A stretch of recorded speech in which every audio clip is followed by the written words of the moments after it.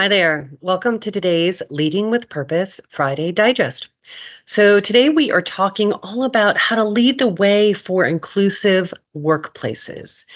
And we know that there is true power in organizations where individuals feel like they belong, that they feel like they see themselves in not only the work that the organization is doing, but also in their experiences with their team members, maybe with their clients, customers, residents, whoever it may be, and that they feel a sense of purpose because they watch or themselves carry out the values and the mission and the vision of the organization every day. So, how do we get to that place, right? How do we create an inclusive workplace? In my experience, and in a lot of different um, authors' writings on this topic, there are some common factors that are involved. Number one is trust building. Um, it's very hard for us to truly be open and vulnerable and be willing to have our true selves be seen if we are not able to trust the organization or those that are around us in the workplace.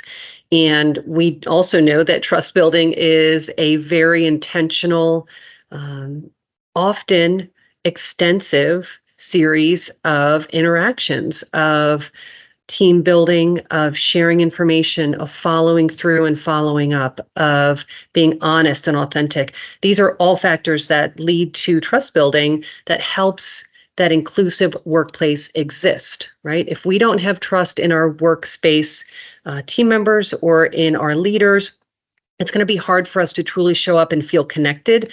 And most likely, our workplace is also not building those connections with us for us to feel like we're truly included, right? So trust building is first.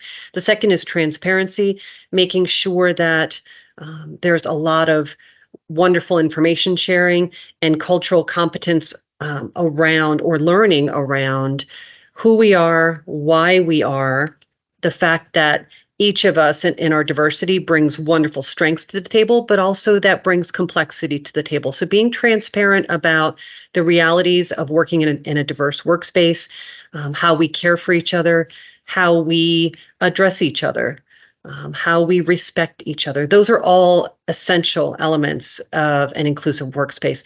And finally, accountability. People are complicated, right? There are going to be instances where individuals make mistakes, misstep, misspeak. How do we create a space where we can, with care and concern, hold each other accountable in a learning way, in an empathetic way, but with integrity, so that we can maintain that inclusive workspace, right? So we can build the workspace that we want to see where everyone feels like they belong, and then make sure that that actually shows up in our behaviors, words, actions, et cetera. So again, trust building, transparency, accountability, wanting to learn and understand that others are different and that's okay, are all part of inclusive workplaces. So we have a variety of experts on our team, and I'm grateful to have the opportunity to work with them and learn from them at all times. So we have DEI workshops. If you're interested, check out the blog below for more information.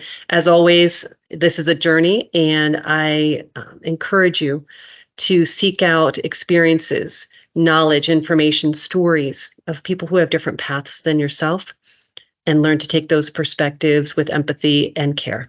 As always, we are working on building better and more purposeful leaders.